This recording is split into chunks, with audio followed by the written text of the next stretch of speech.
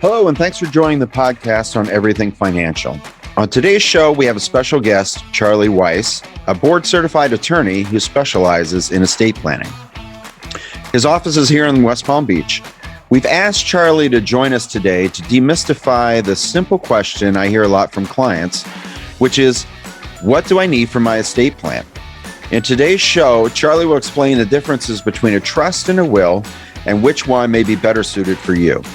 He'll also provide insights on how to structure your estate plan and what documents are essential for a foundational estate plan. If you like this type of financial information, be sure to follow and subscribe to the show. My name is Terry Martine. I've been in the financial services industry since 2000. I'm a financial advisor with FRS Investment Advisors, a registered investment advisory firm. We specialize in working with teachers, firefighters, and law enforcement members of the FRS retirement system. All right, let's jump right in. If you want to talk a little bit about the trusts and how they, or talk about why it's important for individuals to have trusts or families as well. Okay, well, first of all, my name is Charles Weiss. I'm an estate planning attorney. My office is in North Palm Beach, Florida. And I'm going to be discussing, the benefits of estate planning. Everybody should have an estate plan. If you do not have documents directing what you want to have done, the state of Florida provides who gets your assets. And there's laws in place. It's called intestacy. And it says who gets your assets in the event you die without any documents directing where the assets go. And if you want to change what the state of Florida provides for you as your estate plan, you need to do estate planning documents. The amount of assets that you have should not control whether or not you have estate planning done. Okay, if you have young children, you need to see an estate planning attorney. You want to provide for estate planning is basically providing for the unexpected. And if something should happen to you, your estate planning documents will direct where your assets go. They'll direct who's supposed to be taking care of your children. If something should happen to you, they'll direct assets that you do have in place for your children when they get them, as opposed to them getting them outright immediately upon your death, because that's what the state of Florida says, that all these that whoever the beneficiaries are of your estate, they get them immediately. If you want to change that to say maybe that the children don't get their assets until they reach the age of 21 or some other date, you need to do estate planning documents to provide for that. So let me ask you, so what happens if, say, the mother and father pass away and they have, say, 5 or 10-year-old child? What does a relative have to step in, or what does the courts do? I mean, obviously a 5 or 10-year-old is not going to live in the house by themselves, but. Right. What happens is there'll be a determination as to who gets guardianship of the children. And if the parents haven't planned for this, a lot of times the family members will be fighting over who is the person who's entitled. The husband's family may think that they're the ones who should be taking care of the child. The wife's family may be fighting, and you have family members in court battling over who they think should be taking care of the children. And that's not an ideal situation, obviously, because everybody thinks that your family members will want control of the children. They want to be able to see them, and they want to be able to manage the assets, and they'll be fighting. If you provide direction in your estate planning documents, in your will, or whether it's a declaration of pre-need guardian for a minor, the court will listen to what you direct. So the spouses get together and they figure out who they want to take care of their children, and they put that in their documents, and that avoids the fights. The only way, and the court will listen to those directions as long as that person doesn't have anything that's glaringly wrong with them. Okay, if they've been convicted of a crime, somebody may come in and challenge it because they may say that person's a criminal, they shouldn't be taking care of children. But if they're other than circumstances like that, they do what's in the best interest of the children, and there's a presumption that the person that the parents designate to take care of their children there's a presumption that that's the appropriate person. And now that can be overcome if they show that that presumption can be overcome by people challenging that, saying that's not the right person. But it's a very hard presumption to overcome if they're And so would that be also in the will and the trust, or would it just either or? Like if somebody it just will has be a in the will, will. could they designate? Okay. It's usually in the will, and there's two documents that we usually prepare. There's the declaration of pre-need guardian for a minor, and that document is what controls if you become incapacitated. So you may not have died, you may be incapacitated. Something may have happened where you're incapacitated and can no longer take care of your children. That's a document that controls while you're living. The will only comes into existence upon your death. Okay, so the will say who, if you die, the will becomes the effective document that declares who you want to take care of the children upon your death. Okay. So if you have minor children, you need to have these documents in place just to avoid the fight, and to make sure that your wishes are carried out. You might have somebody in mind who should be taking care of your children if something should happen to you. Right. And you need to express that and give those people the rights. It might not be family members, it might be a friend, but of course you need to speak with these people to make sure they're willing to do the job before you appoint them, because obviously an appointment of somebody who doesn't want to do the job is not an effective appointment, because they don't know, nobody's required to do it. It's not, they could just say no, and then you're left without a person taking care of your children. Now you're going to have the fights.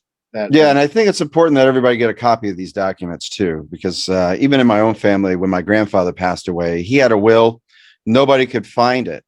So, the executor of the estate decided on what was going to be divvied up. But in essence, because nobody had a copy of it, we couldn't contest anything, or we could, but, we weren't going to. We just sort of let it, follow its course. But right.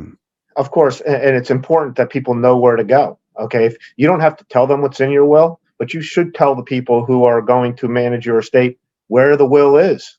Okay. And where to go. Okay. If it's at the attorney's office, you give them the attorney's card and say, if something should happen to me, go to this attorney, and they have all my documents that are required. If you, so not only do you need it for the children, you need it to prepare for the unexpected, preparing for incapacity. If you become incapacitated and you can't manage your assets, you need to have a durable power of attorney in place that directs who's to manage your assets in the event you're unable to. If you do not have a durable power of attorney in place, you're going to need a guardianship to have somebody appointed to manage your assets. And a guardianship is a very expensive proceeding, because to determine somebody incapacitated, somebody's got to bring a petition before the court. There's a panel of 3 experts that have to come in, and there's 2 doctors and a layperson, I should say, that come in and examine the person and see and give their opinion to the court about whether or not the person has capacity. And the person who's being declared incapacitated, the court appoints an attorney for them too. And it's usually a month-long proceeding before the court either determines that they lack capacity or that they have capacity. And it's going to cost in the area of $5,000 just to get somebody appointed to manage. Yeah, it sounds like a nightmare. It's a nightmare. Yeah. So you can avoid these proceedings by doing estate planning and providing for what's called a power of attorney and a healthcare surrogate designation. This is the person who you direct to make healthcare decisions in the event that you're unable to, and a living will. And that's the document where you appoint somebody to decide whether or not to remove life-sustaining measures if there is no chance of you getting any better. That you direct the persons that you name in there to remove keep me comfortable, but don't keep me alive artificially. Okay, that's the pull the plug document. And if you don't have these documents in place, it's just a lot, and the unexpected happens where you become incapacitated. You're going to have guardianship proceedings. You might have family members fighting over whether or not to remove life-sustaining measures, because one person may say no, they keep them alive. No, the other person could say basically pull the plug. those type of fights, you try to avoid those, and that's what the estate planning does. Okay, it's Right. And even when you looked at mine, you found that mine, even though it gives that determination to somebody, preferably my wife, but it gave that authorization to somebody, but it didn't say whether or not I wanted life support, or whether or not I wanted to be left comfortable, or whether or not I wanted to pull the right. plug. So even that. So if you want your wishes, it needs to be in there so that Right. they can be followed. Right. Some people want to be kept alive in all circumstances. Okay. And you can express that to that person. And now the person's got the comfort of knowing, okay, don't pull the plug. Or if you want, most people want the life sustaining measures removed because it's very expensive to keep somebody alive who has no chance of recovery. So most people will express their intention saying, please don't keep me alive artificially if there's no chance of recovery. And the person who's making that decision has comfort knowing that those are your wishes instead Right. of guessing. So Right. you've given them direction. And a very difficult circumstance, they know that you've spoken, and they're listening to your wishes. Right. So estate planning is necessary for even if you don't have a lot of assets. If you do have assets, and you can direct through a will how they're to be distributed. You can hold assets in trust for somebody else through your will or a trust. You could say these assets are to be held in trust for the benefit of husband, let's say, or a benefit of wife for their lifetime, and they're to get distributions of income and principal for this. Maybe they'll get all the income, which is like dividends and interest on securities and rents for land. They're entitled to all the income for the rest of their life, and discretionary distributions for health maintenance, education, and support in the discretion of the trustee. And the assets that remain in the trust can be protected from the surviving spouse's creditors and other people that you may not want to get the assets. And then you can provide upon the surviving spouse's death, it goes to your children. That way you guarantee that surviving spouse can't change the beneficiary of that trust to somebody that you don't want that to be the beneficiary of your trust. And you could do the same thing for your children. You could say, my children aren't going to be, I don't want my children to get the money outright because I don't know if they're going to be good with money, or maybe they're already old enough and they're not good with money, or you don't like their spouse. Maybe you don't want them to get the assets outright. You want it to remain in trust for them. And you can provide the same provisions. You can say they get all the income, discretionary distributions of principal for health maintenance and support in the discretion of the trustee. And then upon their death, it goes to their children, maybe. Or you could say they don't get it until they reach the age of 35 or 25, whatever you want to say. You can say anything you want to in your documents, and you can provide when the beneficiary gets it. Most people do not want their children to come into a lot of money at an age where they think that they're going to blow it. So they keep it in trust for a period of time until they feel that they're going to be ready to handle the kind of money that they're going to be inheriting. Right. And even ours for our children are spaced out over time. I mean, they get a certain amount for, I think it was 18 and 26, or I think it's kind of standard for attorneys to space it out over time, right? Yes. It's not the attorneys, it's the people's wishes. Okay. And I can make recommendations or whatever, but it's the person the client determines however long they want to keep it in trust based on what their feelings are about how long they should keep it from their children.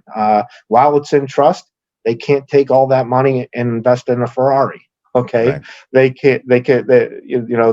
can only use the income, and if they need it for their health for the provisions that you provide, if they need it for a surgery, or they need it for it to go to college, or they need it to because they just lost their job and they need some money, that's when the distributions from the principal would happen. But they can't blow it on something that you wouldn't want them to blow it on. Now, once you give it to them outright, once they get it outside of the trust, they can go out and buy, if it's enough money, they can go out and buy that Ferrari. But but until you give it to them outright, they can't blow the money. That you have a trustee, you designate a fiduciary, somebody who you do trust to manage the money on their behalf, and that person invests the money for the benefit of the beneficiary, for the benefit of the child, until the trust provides that they get it. So a lot of questions I get at the workshops is that, I don't have enough money, or, I don't know why this should be set up for me. I guess it's twofold. One is that some of our clients are single. And I think you had mentioned it's a ladybird deed or something. Maybe you can touch on that. And what kind of assets do you think somebody really should have, where a simple will wouldn't take or be adequate, really?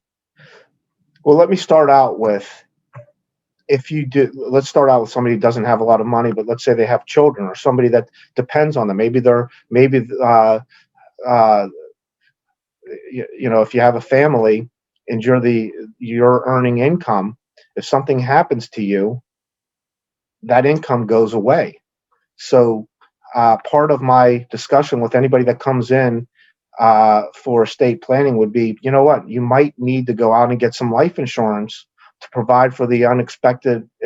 If you want something unexpectedly happens to you, there's going to be the income that you're earning is going to go away, and the people that are depending on that income are going to need something to replace it. So if you have children, life insurance is an absolute necessity to replace the income that's going to be lost, at least during their minority. Okay? Yeah, and a quick plug: I have a video and also a just a little show on how to calculate your life insurance needs as well. So that's kind of a side note. You can go see that show, but it's really a quick calculator. Right. And so that's an important, that would be part of my advice to you, is not just, oh, here's documents, see you later, out the door. We examine, this is like estate planning is planning for the unexpected. What's going to happen in the event of unexpected death? Okay. And how are your family members going to move forward and not and be affected in the least amount, at least from a financial standpoint, in the without the financial burden that comes with death as well. Right. And again, so most of the folks that are going to watch this podcast are going to be people that are retiring. So they're going to be, I'd say late 50s to early 70s, depending on where they are in the mix. But I would say about 40% of the folks are single. So maybe you can address how they should do it. I mean, not everybody is going to have young children, but certainly they're going to have assets that maybe they don't want to go to certain people, or, but the way I really set it up is the way we try to set it up is that we get, the people that own their house, if they do need long-term care, or if they do become incapacitated and they are single, then we try to, get some sort of long-term care to keep them in their house for as long as they can, but then they may need to sell the house. But then what do you do if somebody, say one of their children, has to move down and take care of them? Maybe you can touch on how that could be rectified or figured out as well. From it, like, I'm not sure. So they're single. What's the circumstance? They're single. Well, I'm just saying that if you are single, some folks don't say, well, I'm single, I'm just going to give it to my kids. And they don't bother with so they setting have up kids a trust still. as well. Right. But they're older. They're older. Right. Okay. But also maybe one of them, it would be designated to come in and take care of them in the event that they become incapacitated. In other words, like your trust, normally you set it up 50-50 each child. But a lot of times we ask that they talk to their attorneys and get some sort of provision put in there that if they become incapacitated and one of the children comes in, because we always get the pushback, it was unfair. I took care of mom for 3 years. I uprooted, or I moved here from Alabama, or whatever the case is. I just think it's important that if you address it. That is a common feeling and potential dispute for after the person dies. But one thing we haven't talked about is a living trust versus a will. There's two types of trusts. There's a living trust, which is a trust that you create while you're living, and a testamentary trust, which is a trust that's created through your will. Okay, it doesn't come into existence prior to your death. And a living trust has its benefits over a will, and that there's basically three main benefits. The first one is that the assets that you fund into your living trust avoid probate at the time of your death.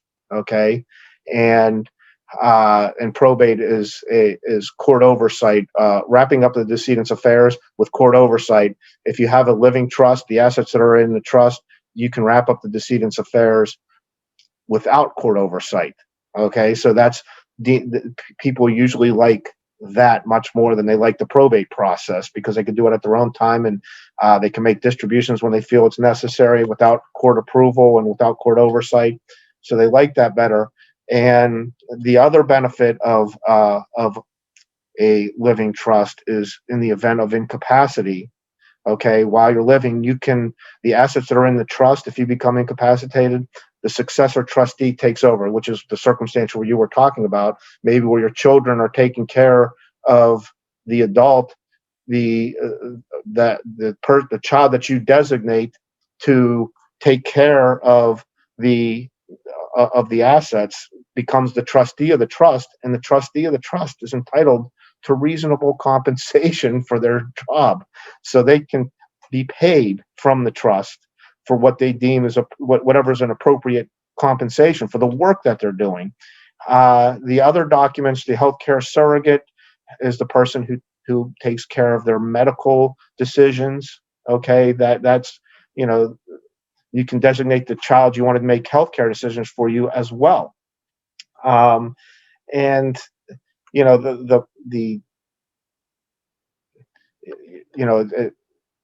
the child that's taking care of the adult of mom. Okay, one child is taking care of the person. They may ask for compensation while they're living. Okay, just for the work that they're doing, and that would be a fair way. They're doing work; they should get compensated for it, and that might be a fair way of addressing the fact that they are that the work that they're doing are getting compensated for it. A lot of times, though, they're doing it for free, and whenever the person passes away, if you just say 50-50 to each child, the child that did all the work feels like they've been slighted. So you may want to adjust the the parent that's being taken care of may want to adjust it to account for the fact that they're doing this for free. They're taking care of you, and maybe you think they should get a little bit more. That's not uncommon. Of course, the child that's getting less invariably is very unhappy about it. But as long as that's your wishes, that's what you can address that. But the last benefit of having a trust, a living trust versus a will that creates a trust, is that a will becomes public record upon your death. It gets probated, and anybody can go see your will. But the trust is a private document. It doesn't get automatically probated, and it doesn't automatically become public record where anybody can go and see what's in your trust. So now the pour over will, it's my understanding that any assets that aren't strictly or in the trust document just get put into the trust.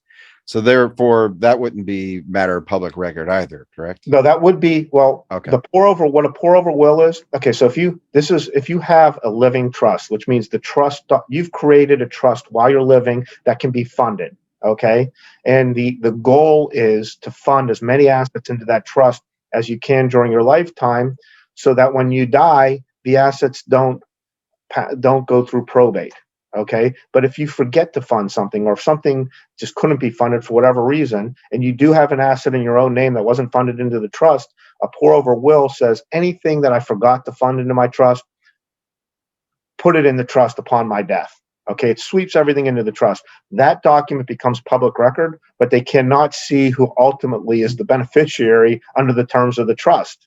Okay, so they don't know that that son A got 70% and son B only got 30. Nobody can see that, okay, except for the children ultimately see it because they're beneficiaries. But just some random party can't go down to the courthouse and say, I wonder who the person left their assets to. They will have no idea, okay, because the will just says everything goes to my trust, and they don't know what the trust says, okay. The beneficiaries will know because they are entitled to copies of the trust upon the person's death. Okay. Okay. Um, so, but but if you don't care about probate, a will can do this. It can create. You can leave your assets through a will to a trust that's created upon your death, and it can say that the terms upon death can be the same in a will as they are in a trust. Okay. You can say that, you say, oh, all my assets go into trust for surviving spouse. Okay. You can say that in a will. You could say that in a trust. Okay. So the main benefit of a living trust is that the assets that are funded in the living trust avoid probate, and it's also a valuable tool for incapacity, because because if you become incapacitated, the successor trustee steps right in and manages the assets for your benefit. Okay, because while you're living, the assets are held for your benefit in a living trust. All right. So again, somebody described the Ladybird deed, or I think you had mentioned it. So what is it, and how does that affect somebody, or why would they need it?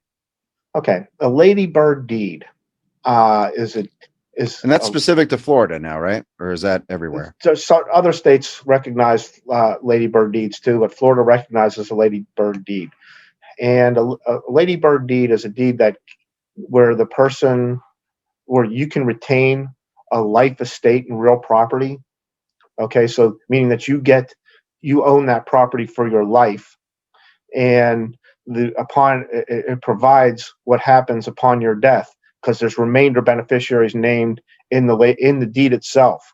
Okay, so it might say, to my 3 children, or whatever, life estate to me, remainder to my 3 children upon my death. And the Ladybird aspect of it is that if this were just a normal deed with not a Ladybird deed, it just said you can create a deed that says life estate to me, remainder to my 3 children.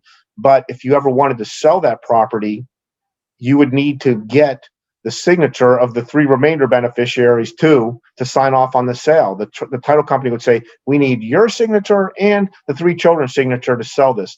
The Ladybird deed says, I have a life estate, remainder to the 3 children, but if you want to sell it before you die, you don't need the 3 remainder beneficiary signatures. You're able to sell it without their approval and divest their interest totally. So if you sell the property, you just need your signature, and you can take all the money from the closing, okay, without worrying about the remainder beneficiaries. Okay, so I guess I'm a little bit confused. So you have somebody that say they have 300,000 and they have 3 children, because we'll just make it easy. So assumedly, if somebody died, then each child would get the $100,000. Wait. First of all, Ladybird deed deals with real property. Right. So she's living in the house, but she's going to be living. It's worth 300,000. You're saying? Right. Yeah. Okay. So the children would essentially get the $100,000 each. I guess I'm a little confused. How does this benefit somebody? Because they could, or is it because when they become incapacitated, or what triggers that? Well, first of all, in other words, if somebody the difference just between owning it outright, if they own it without the remainder interests, when they die, it's going to pass through your will or your trust to the beneficiaries. Okay. And there's going to be some process that's required to get it to those 3 beneficiaries, because if it's homestead, you have to have a homestead determination in a court order that says the 3 people get it. Or if it's not homestead property, let's say it's your second home, or it's just just real property that you're not living in. Okay, whatever it is, maybe it's a rental property.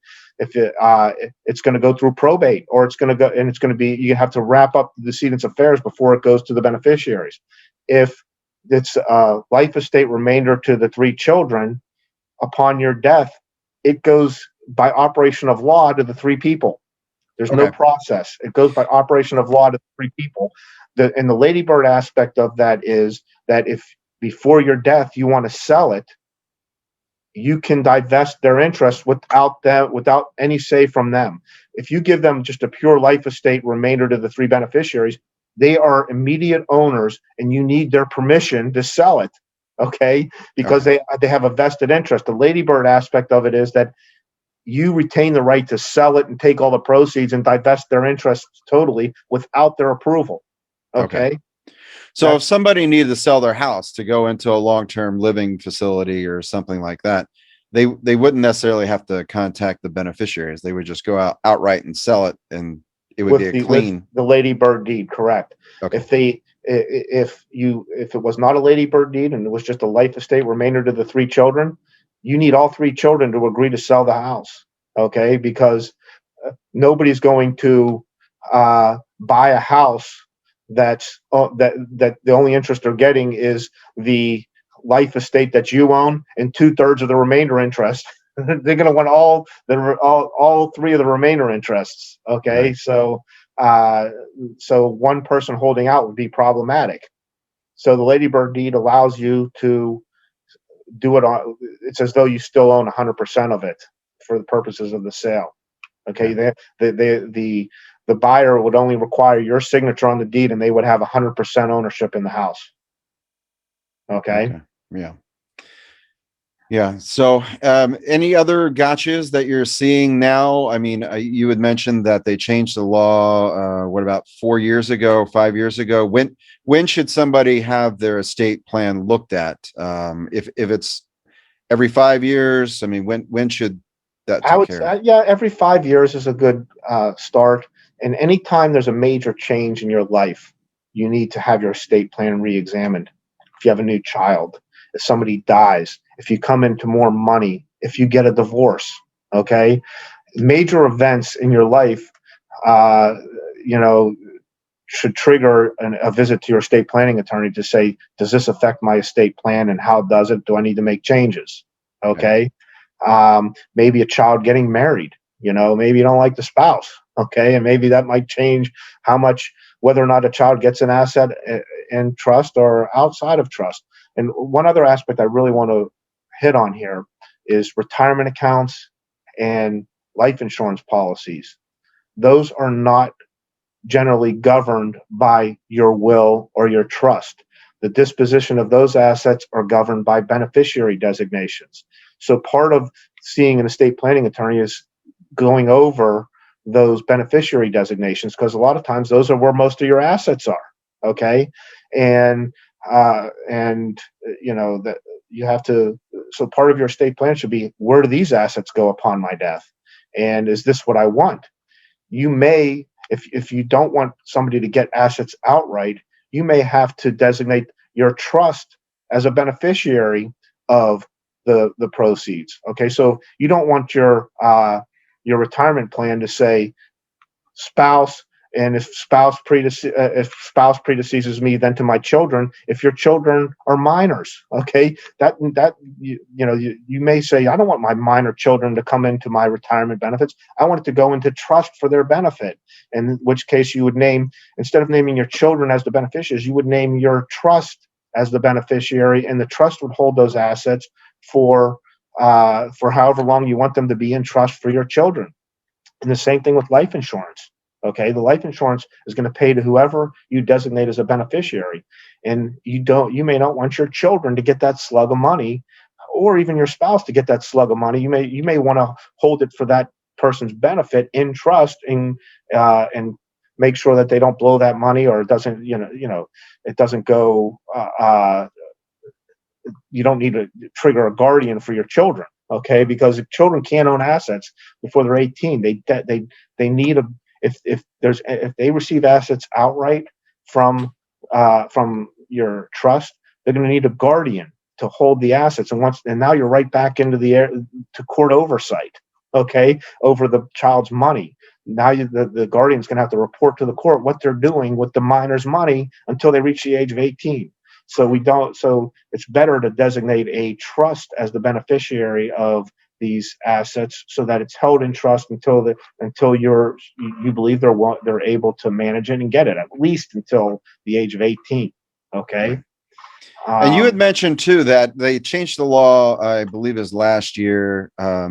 Whereas if you left money, say you had $200,000 in a 401k or IRA, and you left that money to the trust, you had to take the money out over a 10-year period. Whereas if you left it to an individual, it was slightly different. you now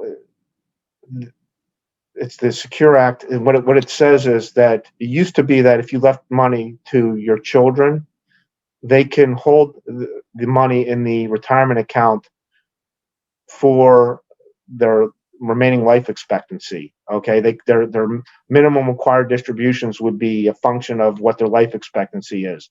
And the idea of 401ks and traditional IRAs is to keep the money in the IRA as long as possible because there's tax deferral.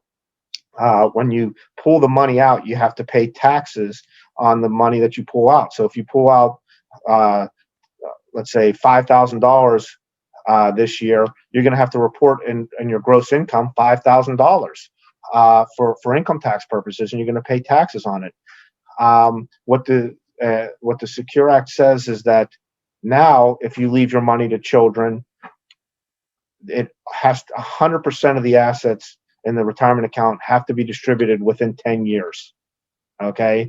And so that means that the government is going to collect the income taxes on those assets within 10 years rather than the course of their life, which would be much longer, drawn out.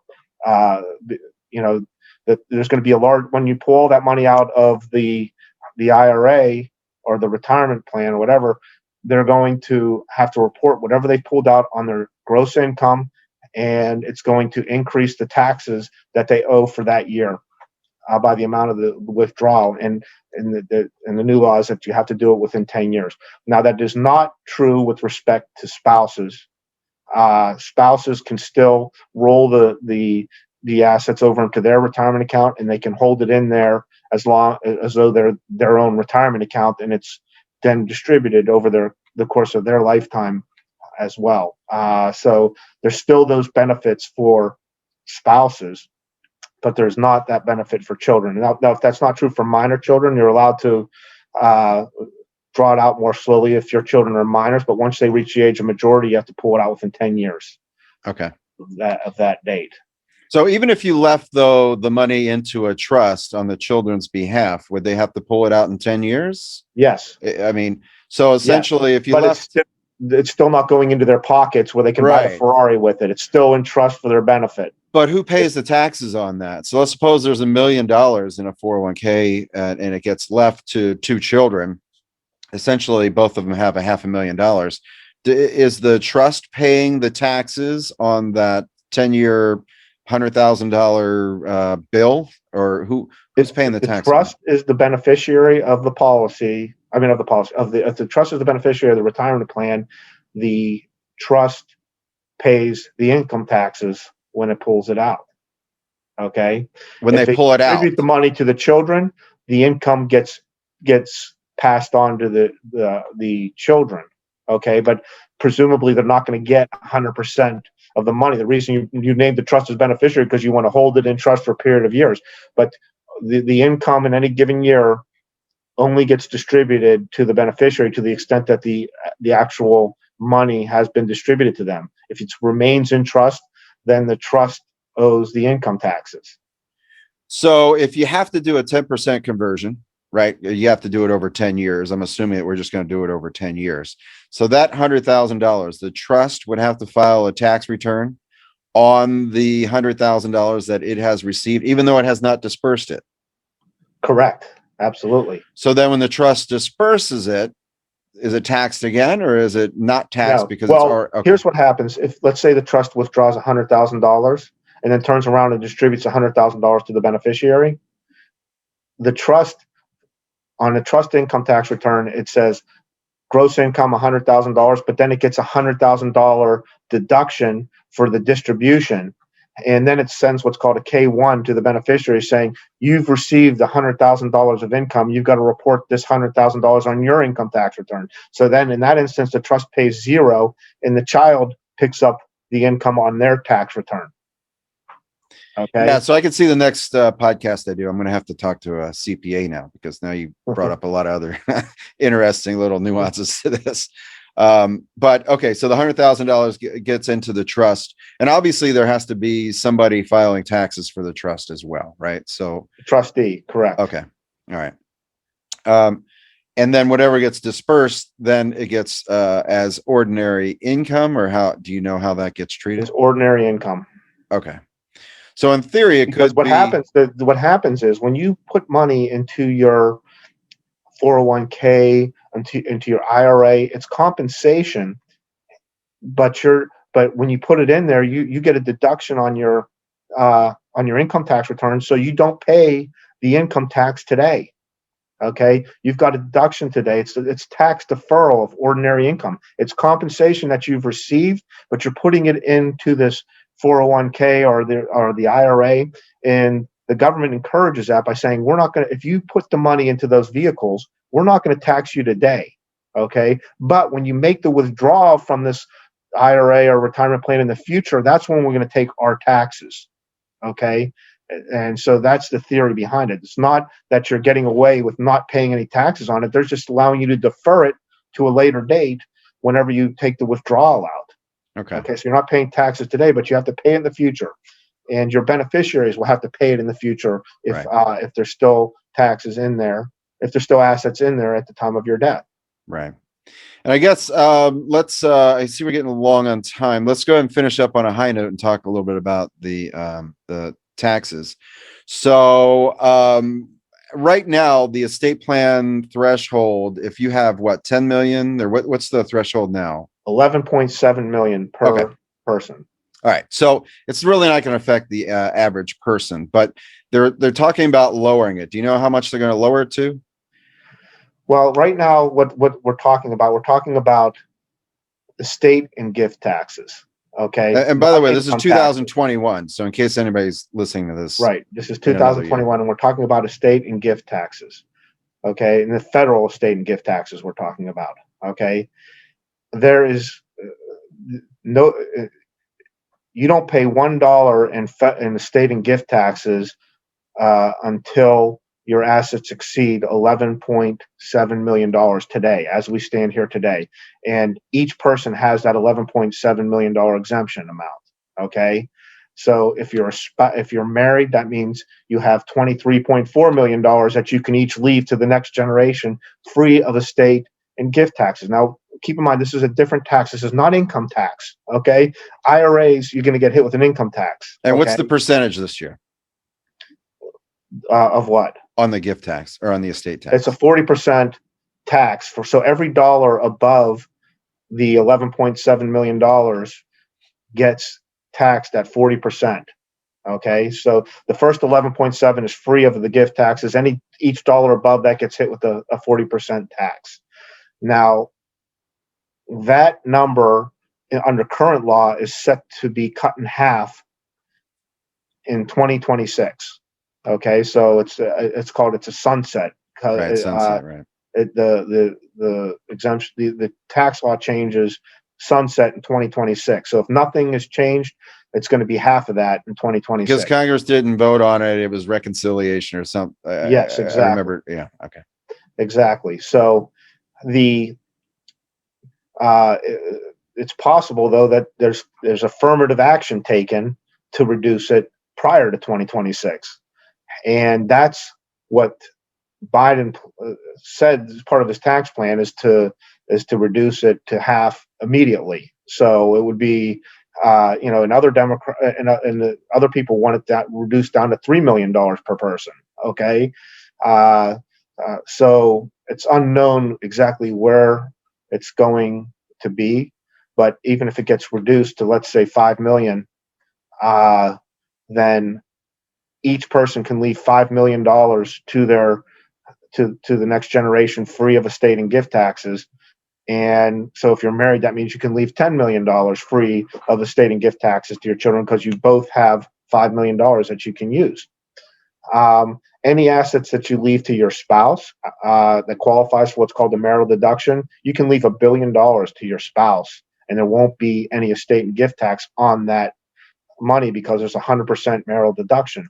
However, when the surviving spouse dies, that's when the $1 billion gets taxed. When they try to leave it to their children, the $1 billion that the one spouse inherited gets hit with the estate tax.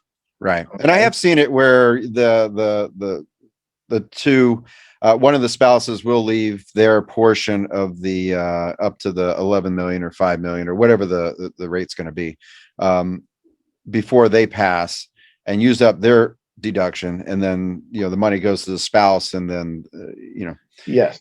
it's a good thing to have, right? I mean, you actually have Yes. assets, but Yes. And in 2011, it used before 2011, in order to use the first spouse's 11.7 million, you had to create a trust for the benefit of the surviving spouse, and then remainder to the children. In order to use, there was like certain trusts that needed to be created in order to take advantage of the first spouse's credit. Okay. Now they have, after 2011, they've provided for flexibility. They've said if the first spouse doesn't use their $11.7 million, the surviving spouse is going to be allowed to what's called port their unused exemption amount to themselves, so that any unused portion of that they didn't pass to the children, the surviving spouse can get.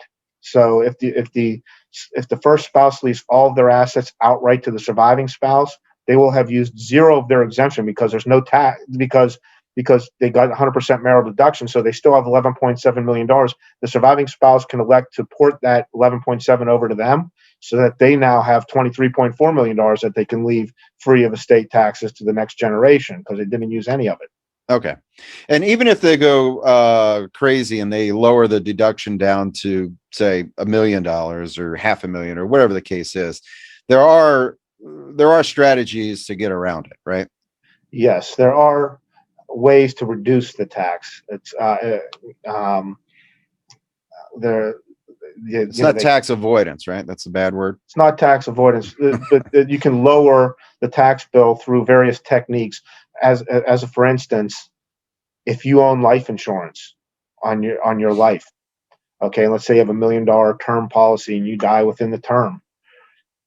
If you're the owner, that $1 million is included in the assets that are subject to the estate tax. Okay, so that reduces your exemption. Okay, because you have to use your exemption to get that money to the next generation. If you put that asset into an irrevocable life insurance trust, and the irrevocable life insurance trust is the owner, then those assets will not be included in your estate. That $1 million that's paid out is out of your estate, because you don't own it anymore. Okay, and you'll get it out at a very low value, because term life insurance policies aren't worth anything until you die. They don't have any inherent value. Nobody.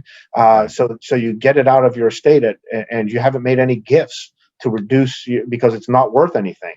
It only becomes worth something when you die within the term. And that happened after you'd already transferred it into an irrevocable trust. So it's already been transferred and you don't own it anymore, so it's not included in your estate. Right. So that's just an example of an idea. If we do have to do tax planning, you try to get the life insurance out of the estate. We don't want that all of a sudden to become hit with if you do have a taxable estate, we don't want that life insurance to be hit with a 40% tax. Right. And so just maybe I know they're talking about also having, if you sell your primary care or primary house, that you may be paying ordinary income on it as well. Is there any way to circumvent that using trusts or any sort of mechanisms there? Or well, if it's your primary residence, you get there's an exemption amount in the capital gain. Right, it's $250 for a single and $500, I think, for a married couple, right? Right. So, but even like for a second home or something you've held on, 1031 exchange. Okay. 1031 exchanges are where you buy like kind property and you'll defer the capital gain because you bought another piece of real property. Right. Yeah, I have a whole nother section on DSTs, 1031s, all those kind of things. We've done a number of those for clients, but more for the commercial end, more for the at least $300,000 or more. So, all right, well, Charlie, I appreciate you being on the call today. I think it's very informative.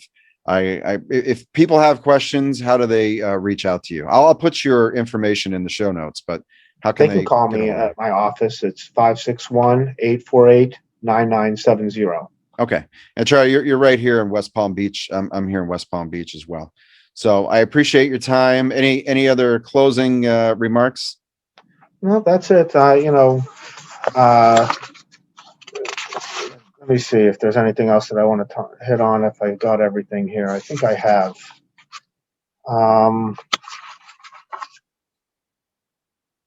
I also do asset protection planning. So if anybody has, there are ways, very simple ways to provide for protection that's part of the estate planning as well. So if you're worried about creditors or anything like that, and it's proactive planning. It's very difficult to plan after you already have a creditor coming after you because there's not much you can do at that point.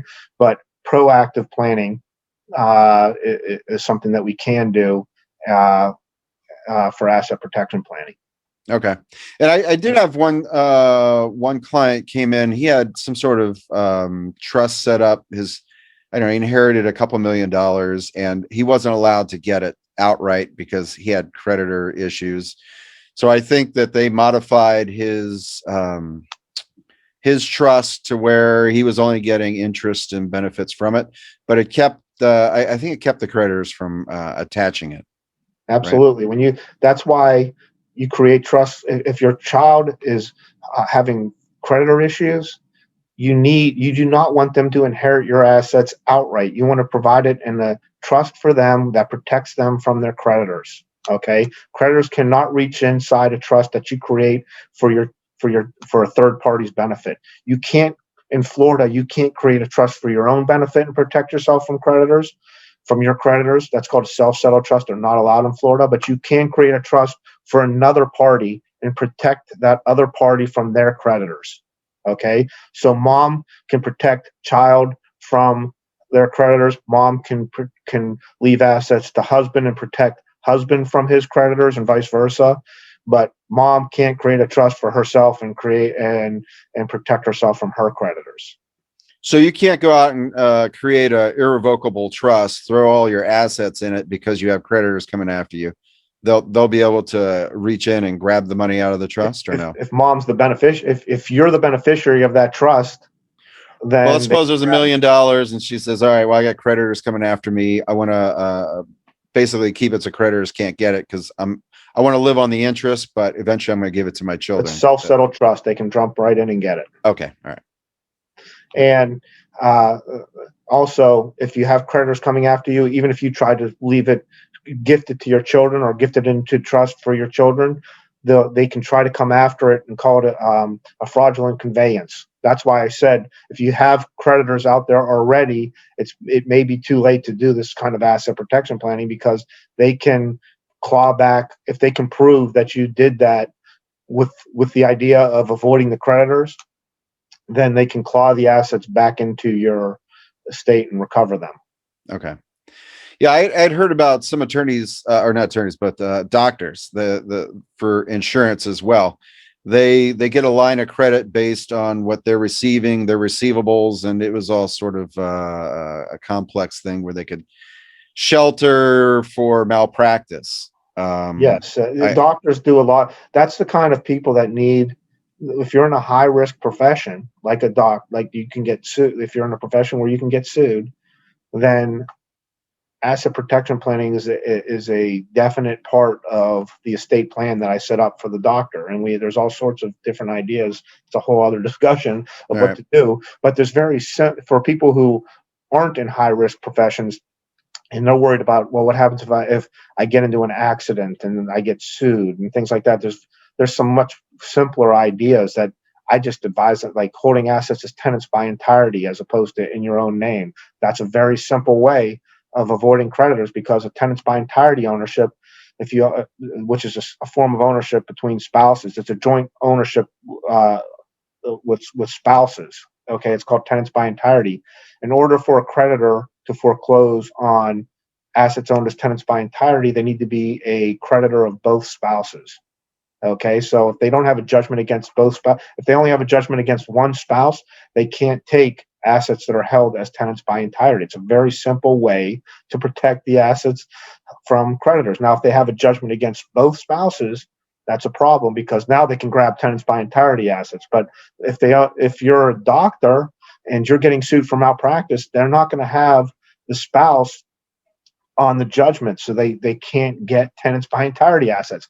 If you're driving your car and you get into a car accident and you own the car, they'll only get a judgment against the driver and the person who owns the car. So if the other spouse is not the owner and not the driver, they don't get a judgment against the other spouse. So they can't reach your tenants by entirety assets. Right. I think you would even advise me, as far as our cars go, for my wife and I, to have each of us own our individual cars. Right. The person who's driving the car the most should be the owner. That way, if you're driving a car that your spouse owns, or that you own jointly with the spouse, then the creditor will sue the owner and the driver. Right. The injured person. Right. Sounds like we could have a whole nother show just on asset protection. But correct. Yeah. So thank you again. Again, if you want to reach out to Charlie, I'll have the information in the show notes. And thank you for watching. All right. Great. All right. Thanks, Jerry. All right. Bye. You should consult a financial advisor familiar with the specific circumstances of your unique financial situation before making any financial decisions. Nothing in this broadcast constitutes a solicitation for the sale or purchase of any securities. Any mentioned rates of return are historical or hypothetical in nature and are not a guarantee of future returns. Terry Martine is an investment advisor representative of FRS Investment Advisors, a Florida investment advisory firm.